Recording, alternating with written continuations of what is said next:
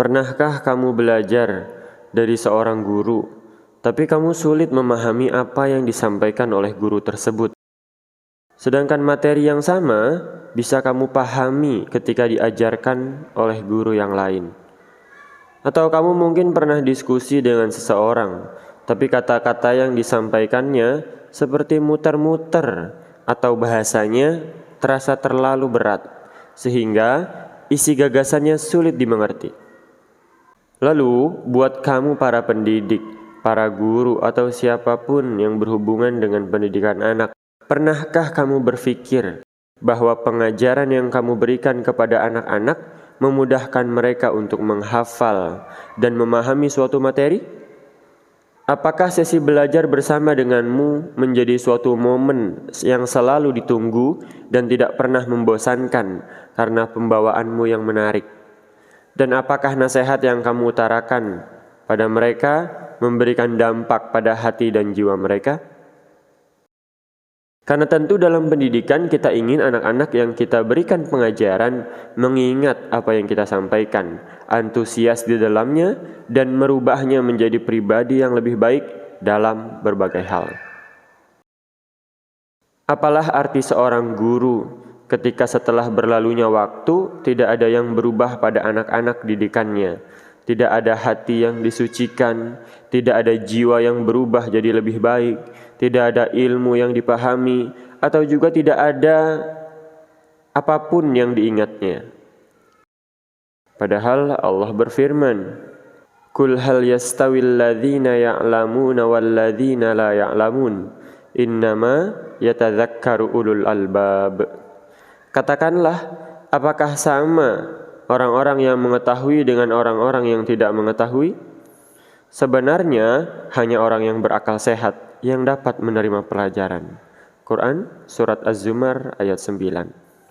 Anak-anak yang mendapatkan pendidikan harus berbeda dengan yang tidak mendapatkannya, apalagi jika sekolah tersebut adalah sekolah agama, yang mana materi yang diajarkan adalah Al-Quran, yang merupakan kalamullah, yang sudah mutlak kebenarannya, yang sudah jelas kemukjizatannya. Maka sisanya adalah tinggal bagaimana seorang guru mengajarkan nilai-nilai tersebut dengan sebaik-baiknya.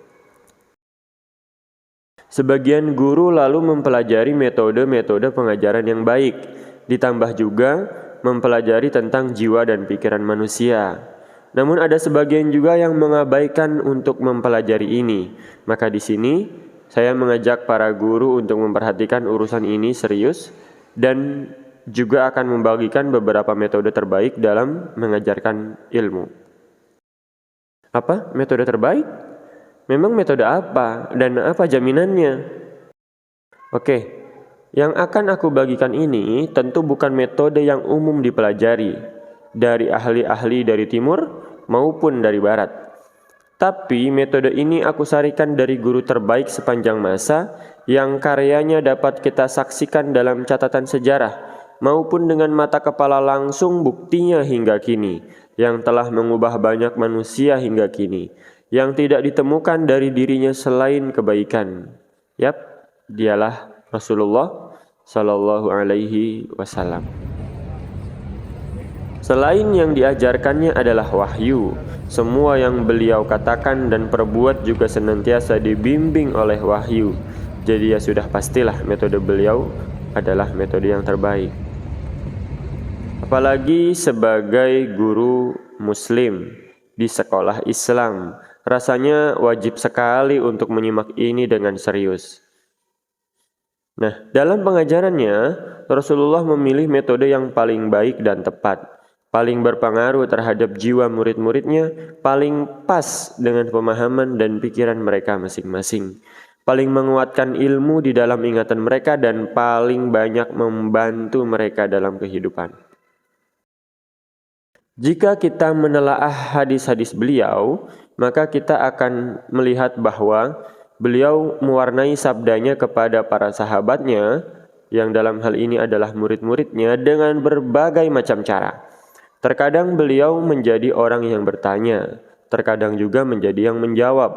Terkadang menggunakan berbagai media untuk menegaskan sesuatu. Terkadang pula memberikan perumpamaan-perumpamaan. Dan masih banyak lagi, dan insya Allah sebagiannya yang dapat saya kumpulkan akan kita pelajari bersama di sini. Ikutin sampai selesai ya, biar kamu dapat semua insight-nya.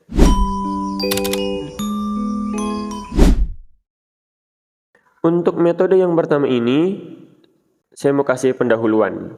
Sejauh ini, dari literatur pendidikan yang saya pelajari, khususnya yang berlandaskan Islam, maka akan kita dapati satu kesamaan pada pembahasan awal setiap literatur tersebut, yaitu selalu dibahas di awal tentang pendidiknya, guru atau orang tuanya, bukan tentang anak-anaknya, tapi selalu berawal dari pendidiknya. Karena dirinya nanti akan menjadi teladan bagi anak-anak yang dididiknya, dan begitulah manusia sebagai peniru yang ulung. Bahkan ada nasihat bahwa tahapan awal dalam memperbaiki anak-anak adalah dengan memperbaiki diri para pendidik, guru maupun orang tua. Karena mata mereka terikat dengan mata pendidiknya, apa yang dilihat baik oleh pendidiknya, maka juga akan dilihat sebagai kebaikan. Sedang apa yang dilihatnya sebagai keburukan, akan dilihatnya juga sebagai keburukan. Maka setelah kita mengetahui bukti kebesaran sang guru terbaik Rasulullah pada episode pertama, indahnya kepribadian beliau pada episode yang kedua, dan haluan beliau dalam mengadakan pendidikan pada episode yang ketiga, maka pada episode keempat ini dan seterusnya kita akan pelajari bersama tentang metode spesifik Rasulullah dalam mengajar. Dan kita mulai metode yang pertama, yaitu keteladanan. Salah satu metode pengajaran Rasulullah yang paling penting, mulia, dan istimewa adalah keteladanan dan praktek dengan tingkah laku yang baik dan akhlak yang luhur. Beliau selalu telah mempraktekkan suatu perkara, baru kemudian murid-murid beliau mengikuti dan mempraktekkan apa yang mereka lihat dari beliau.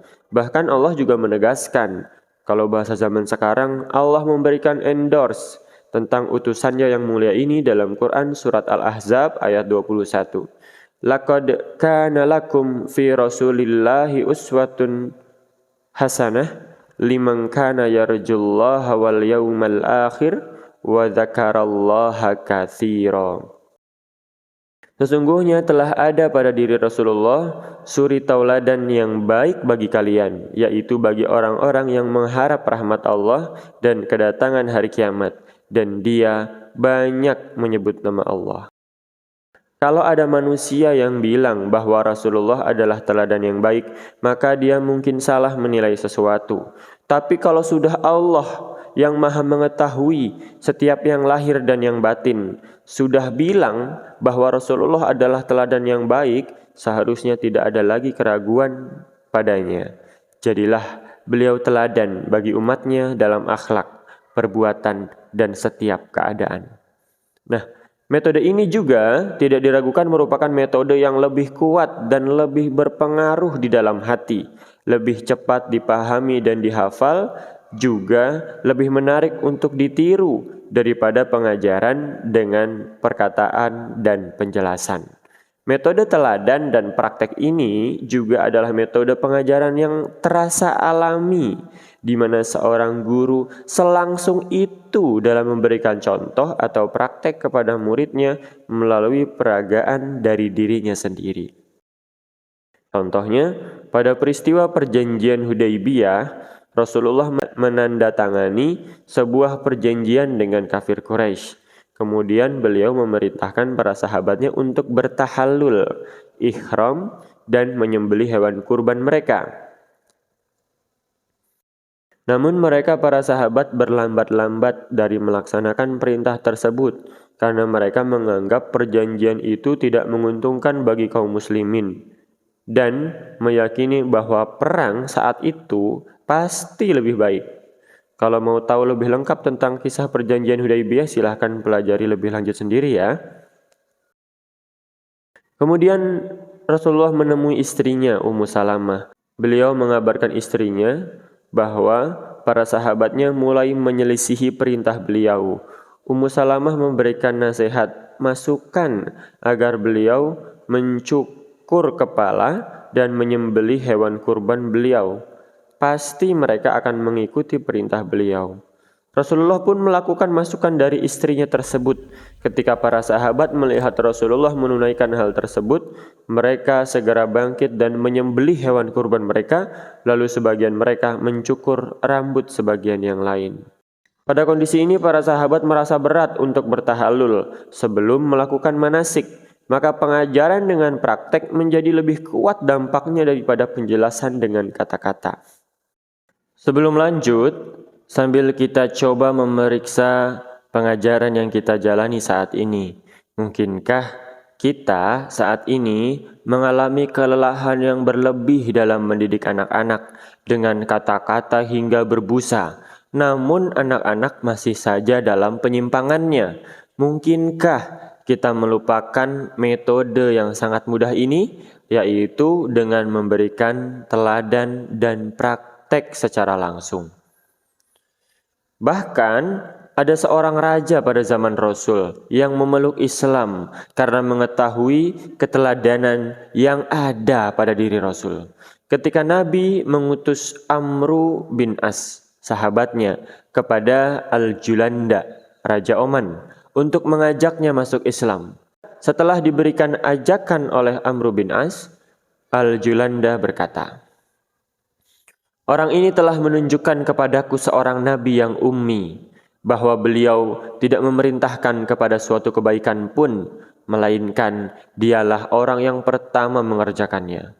Tidaklah dia melarang suatu keburukan, melainkan dialah orang yang pertama kali meninggalkannya. Ketika berkuasa, dia tidak sombong. Ketika dikalahkan, dia tidak berkata-kata kejelekan.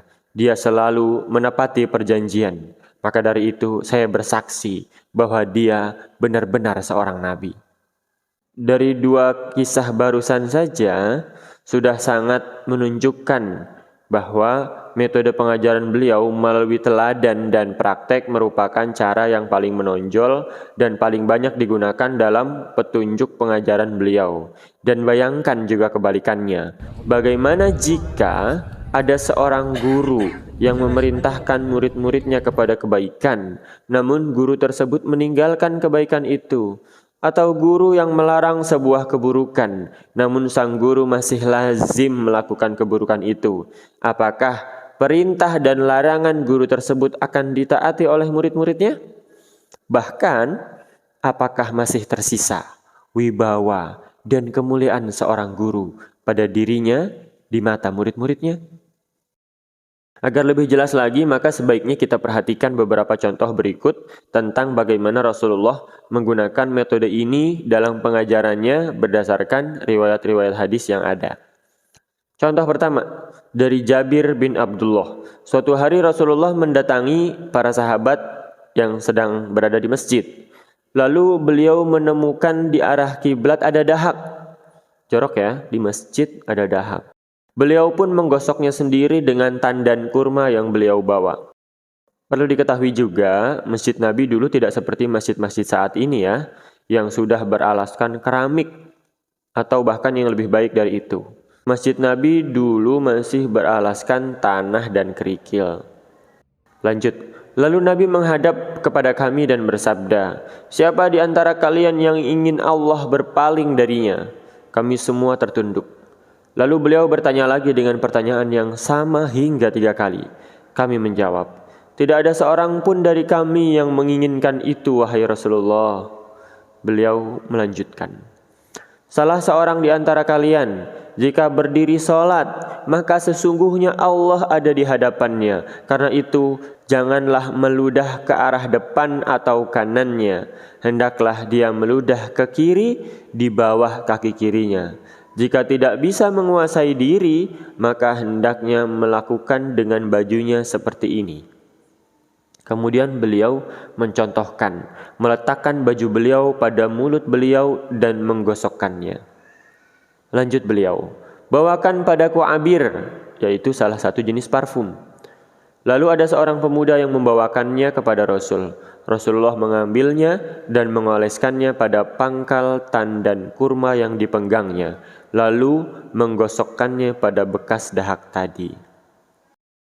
Cerita ini menunjukkan banyak hal tentang bagaimana Rasulullah mengajarkan murid-muridnya secara alami dan langsung dengan praktek dan teladan tentang sholat dan arah kiblat, tentang bagaimana jika ingin meludah sedangkan seseorang tersebut dalam keadaan sholat, juga tentang memberi wewangian di masjid-masjid yang kita gunakan.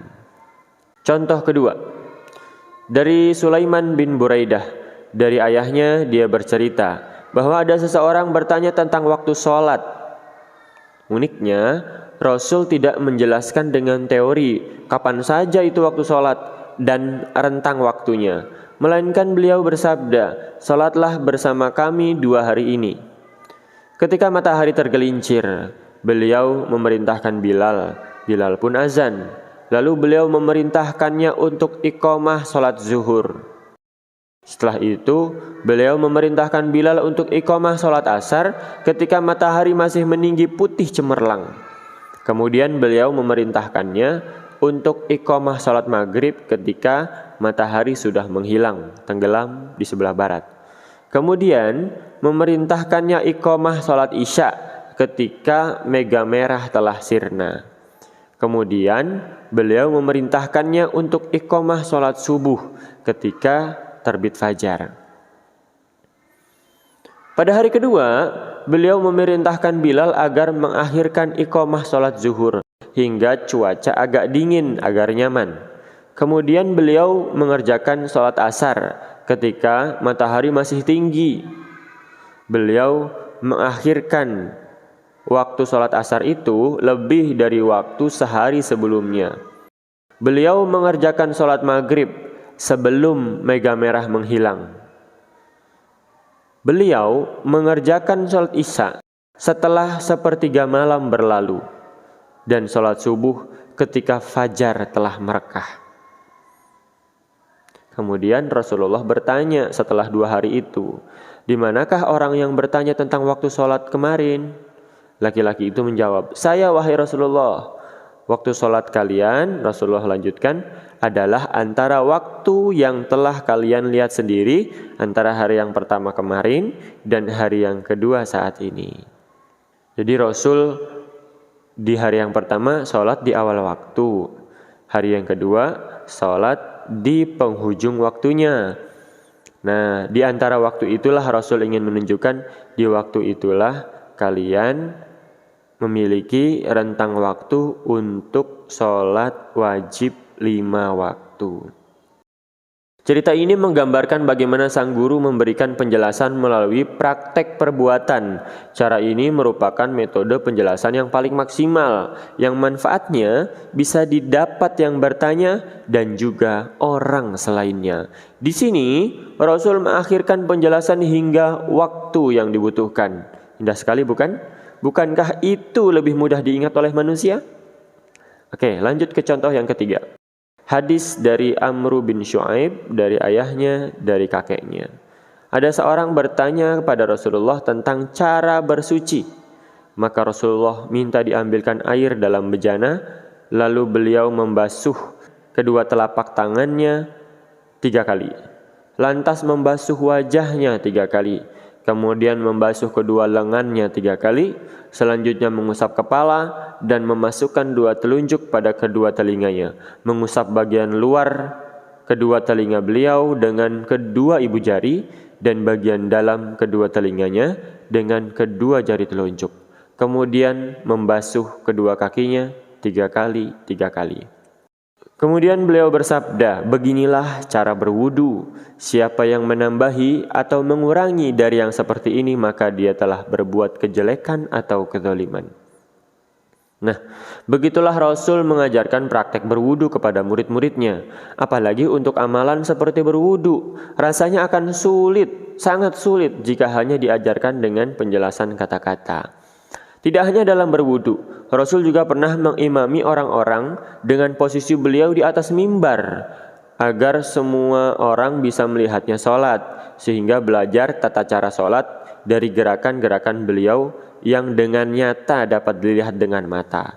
Jadi Rasul itu sholat, posisi beliau lebih tinggi di atas mimbar, sedangkan beliau nggak bisa sujud tuh kalau di mimbar kan. Nah, dari Sahal bin Sa'ad As-Sa'idi berkata, aku pernah melihat Rasulullah berdiri di atas mimbar, menghadap kiblat dan bertakbir sholat, sedangkan orang-orang berdiri di belakang beliau, kemudian membaca Al-Quran dan ruku', maka ruku'lah orang-orang di belakang beliau. Lantas beliau mengangkat kepalanya, lalu mundur, sehingga beliau bisa bersujud di atas tanah. Ketika sudah selesai mengerjakan sholat, beliau menghadap kepada orang-orang, lalu bersabda, wahai manusia, aku melakukan hal ini semata-mata agar kalian bisa mengikutiku dan agar kalian belajar tata cara sholatku. Contoh yang kelima, dari Abu Sa'id Al-Khudri, bahwa Rasul juga suatu hari pernah melewati pemuda yang sedang menguliti kambing. Maka Rasul mengajarkan kepadanya cara menguliti kambing langsung untuk diperlihatkan kepada pemuda tersebut.